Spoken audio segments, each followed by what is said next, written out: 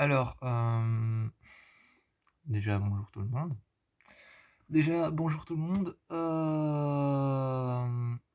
Aujourd'hui, je vais parler de films de secte. Enfin, je vais pas vous parler de films de secte, je vais simplement les présenter. Je vais montrer les films que j'ai qui parlent de secte, qui, je pense personnellement pour moi, parce que j'ai un classement et un moyen de fonctionner avec les films, c'est-à-dire que je les regarde d'abord en streaming. Si je trouve qu'ils sont bien en streaming, je je peux potentiellement peut-être me faire un avis dessus et me dire garde-le et achète-le plus tard. Si je trouve qu'il est bien, mais juste bien, je vais le re-regarder en salle et puis ensuite me dire achète-le si tu le trouves bien. Donc voilà, j'ai un moyen de fonctionner. Si je trouve qu'il est bien en streaming, que je trouve qu'il est top et que je n'ai vraiment pas d'avis à me dire dessus, je l'achète direct. Dès qu'il sort, évidemment. Mais si je le trouve, on va dire potable, et que je l'ai regardé en streaming, je vais me dire refais-toi un avis dessus, un deuxième avis, et va le voir en salle. Donc c'est comme ça que je fonctionne. Donc là, je vais vous montrer un peu tous les films de secte que je pense être les meilleurs, que je pense être les plus satisfaisants à regarder. En oubliant évidemment toute une partie que je vais mettre de côté, une partie qui viendra après. Euh, voilà, ici. Donc, euh, les premiers films de secte, c'est Silent Hill. Donc c'est Silent Hill et, euh, et Silent Hill la Révélation. Donc c'est simple, hein, vous connaissez l'histoire, c'est une ville qui s'appelle Silent Hill qui a été...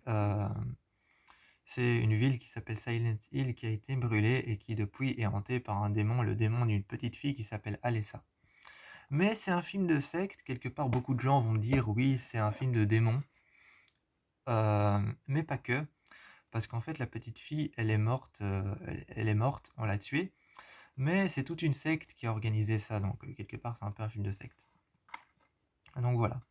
Donc ça parle de l'histoire de Silent Hill, cette ville qu'on retrouve au bord d'une route. Il y a cette ville où il y a ce panneau qui est écrit Welcome to Silent Hill. Et donc ce panneau-ci,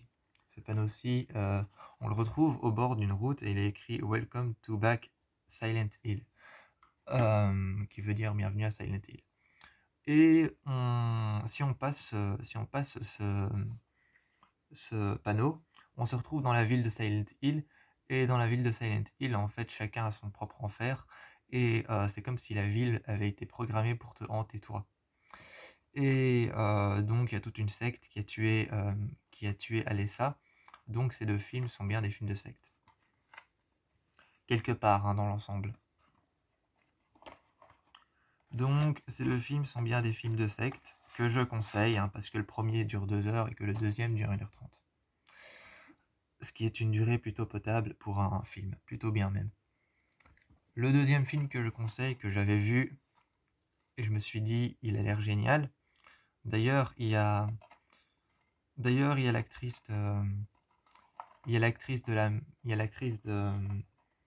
celle qui joue la mère de Alessa dans Silent Hill.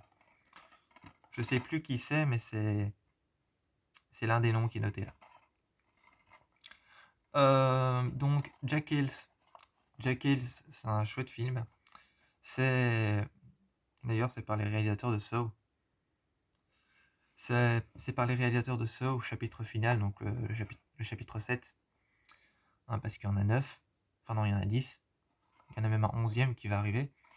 Bref, Jack Hills. Jack Hills, ça raconte l'histoire d'une famille qui part en vacances dans une maison. Et ils se retrouvent dans cette maison, mais directement le premier soir, il y a toute une secte qui arrive et qui commence à les torturer. Qui commence à les torturer, les prendre d'assaut. Et cette secte, c'est une secte de personnes qui arrivent dans la maison et qui pénètrent dans la maison et ils portent tous un masque de félin, donc un masque de chat, un masque de, un masque de félin. Donc ça peut être un chat, ça peut être un, ça peut être un lion, ça peut être un tigre, ça peut être un léopard, un guépard, enfin bref, un félin. Et bref, donc Jackals, c'est un chouette film de secte, franchement. Ensuite, à conseiller aussi, celui-là, qui est The Zone. The Zone, c'est l'histoire d'une mère. C'est l'histoire d'une mère dans sa maison. Un soir, elle voit d'effrayants individus entrer dans la chambre de son fils. Et la porte se referme derrière elle. Et avant qu'elle ne puisse entrer, il y a ces étranges individus qui sont entrés. Et quand ils ressortent et qu'ils ne sont plus là et qu'elle a appelé la police, son enfant tombe gravement malade. Et la maladie ne fait qu'empirer, empirer, empirer et empirer. Donc la maladie ne fait qu'empirer et elle ne sait pas quoi faire. Et elle découvre qu'en fait une secte est à l'origine de tout ça et elle va devoir affronter son passé et découvrir qu'elle-même est à l'origine d'une secte. Donc là on est vraiment sur un film sectaire. À conseiller, il dure 1h40. À conseiller, il dure 1h40, il est pas mal, il y a une enquête policière derrière, donc en plus c'est cool.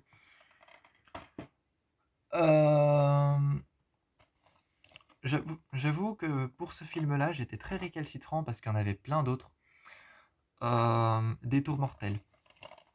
Détour mortel, j'étais très récalcitrant parce qu'il y avait Détour mortel 1, Détour mortel 2, Détour mortel 3, Détour mortel 4, Détour mortel 5, et il y a Détour mortel la fondation. Celui-là, je l'ai regardé, il est plutôt pas mal, et donc on est clairement dans une secte, dans le fin fond de la forêt, qui enferme les gens et qui les condamne à des choses horribles si ils ont fait telle ou telle chose. Et les personnes qui sont par exemple les personnes qui ont par exemple une bonne lignée en bonne santé vont devoir concevoir les enfants de la secte. Les personnes qui sont médecins ou alors qui ont un métier dans la médecine vont devoir soigner les gens de la secte.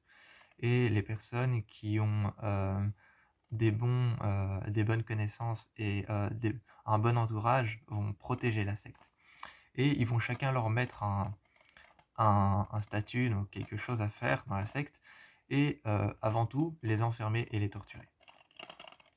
À regarder, je conseille. Ça fait depuis hyper longtemps que je l'ai plus vu. Black Christmas. Black Christmas, c'est des filles qui fêtent Noël. Des filles dans une fraternité, donc c'est plusieurs filles d'une fraternité qui fêtent Noël. À la sortie des classes, elles fêtent Noël et elles vont dans leur fraternité pour fêter Noël. Et l'une des filles s'est fait en fait assassiner, s'est fait tuer par un homme en grand manteau noir avec un couteau. Un serial killer. Et cet homme, cet individu noir avec une grande cape noire va prendre pas la fraternité, pas la maison des filles, donc la sororité, pardon, pas la fraternité. Donc il va pas prendre la sororité en assaut, enfin si, il va les prendre d'assaut, il va prendre la sororité en assaut, il va prendre les filles d'assaut, mais il va aller chercher les garçons de la fraternité et va tous les rendre comme lui grâce à une substance noire qui est dans une fontaine, une sorte de liquide noir qui va mettre sur leur front et qui va quelque part les hypnotiser si c'est le bon mot. Et à partir de là, les garçons vont s'en prendre aux filles et il y a toute une histoire de les garçons sont plus forts que les filles. Donc à regarder, il est franchement pas mal, assez court parce qu'il dure 1h28.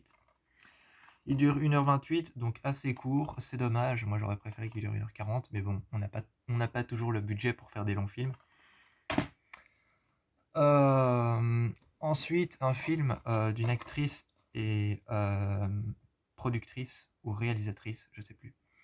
Je sais jamais si elle est actrice ou productrice ou actrice ou réalisatrice, mais elle a réalisé ce film.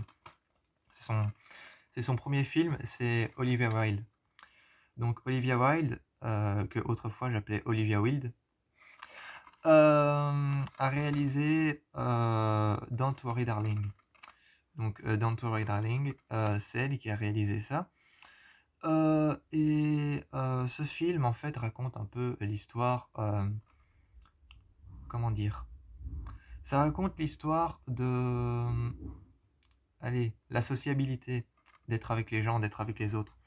Ça raconte la sociabilité, d'être avec les gens, d'être avec les autres, de voir le monde comme les gens le voient. Enfin, bref. C'est un film très sociable qui raconte vraiment la société actuelle, en fait. Donc, être avec les autres, en fait, le partage commun, quelque part. Quelque part, le partage commun avec les autres. Et moi qui suis un grand associable, moi qui suis quelqu'un de vraiment très associable, j'ai difficile de parler de ce film parce que je n'aime pas aller vers les autres et je n'aime pas être avec les autres. Pas grave, c'est Black Christmas qui est tombé. Et donc, moi qui suis un grand associable, je n'aime pas parler avec les autres, je n'aime pas être avec les autres et je n'aime pas, être en communauté. Et ben, ce film parle exactement du contraire. Il parle du fait d'être en communauté, de partager avec les autres et d'avoir un entourage bien à soi en fait. Et donc, un couple qui vit une vie prospère voit son entourage bien à eux dans une sorte de ville derrière laquelle il y a une société secrète, commencer à petit à petit se disloquer. Petit à petit, leur vie qui est vraiment prospère et anodine commence à devenir de moins en moins anodin et, va devenir en fait un vrai cauchemar. C'est un film d'horreur psychologique, donc il faut comprendre, vraiment c'est un film d'horreur psychologique, il faut comprendre, c'est vraiment sur le fait d'être en communauté avec les autres dans le monde extérieur, ce que moi personnellement je déteste. Mais j'ai bien aimé le film, même si ça parlait de ce que moi je déteste. En plus, le retournement de situation est génial, donc c'est un film que je conseille à aller voir. C'est un film que je conseille d'aller voir et je conseille aussi. Je conseille d'aller voir tous les autres films qu'a fait Olivia Wilde, parce que enfin, je vais pas vous conseiller de faire tous les films qu'elle a fait. Je vais pas vous conseiller de faire tous les films dans lesquels elle a joué, dans lesquels elle a fait, parce que Olivia Wilde c'est une grande actrice, donc voilà. Mais un film à regarder honnêtement parce que ça parle de la société actuelle et ça parle de l'entourage des gens et là c'est leur vie qui commence vraiment à se disloquer et à devenir à se découdre petit à petit. Donc voilà, Don't Worry Darling, à aller voir aussi. Et je voulais vous parler aussi de voilà, Le Bal de l'Enfer. Le Bal de l'Enfer, en fait, c'est vrai qu'on pourrait dire à la base c'est un film de vampire. Mais une secte, à la base, quelque part, une secte, c'est plusieurs personnes qui agissent ensemble pour faire du mal. Donc, je me suis dit, le bal de l'enfer, tant qu'à faire, le mettre dedans.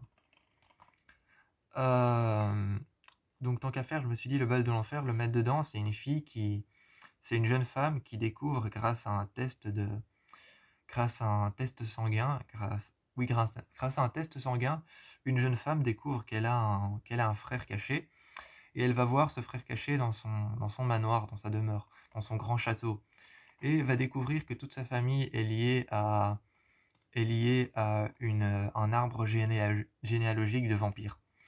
Et elle va passer à un bal là-bas qui va s'avérer être le bal de l'enfer, parce que toute sa famille, en fait, c'est des vampires. Je l'ai regardé, je l'ai regardé avec beaucoup beaucoup de recul parce que j'étais vraiment très mitigé à l'idée de le voir. Je savais pas trop à quoi m'attendre parce que j'aime pas beaucoup les vampires. J'aime pas beaucoup les vampires, je suis plus loup-garou depuis que j'ai regardé Teen Wolf. Donc, euh, donc oui, je conseille quand même le bal de l'enfer, mais avec du recul. Après, ce que j'avais à conseiller, c'était